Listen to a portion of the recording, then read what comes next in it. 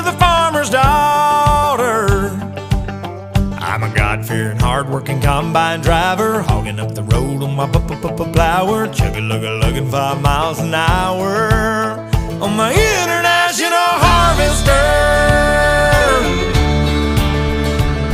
3 miles of cars laying on their horns, falling on deaf ears of corn, lined up behind me like a big parade of late to work, road rage jerks, shouting obscene words, flipping me the bird.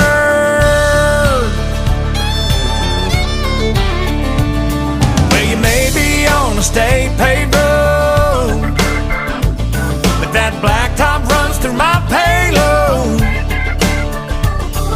Excuse me for trying to do my job, but this year ain't been no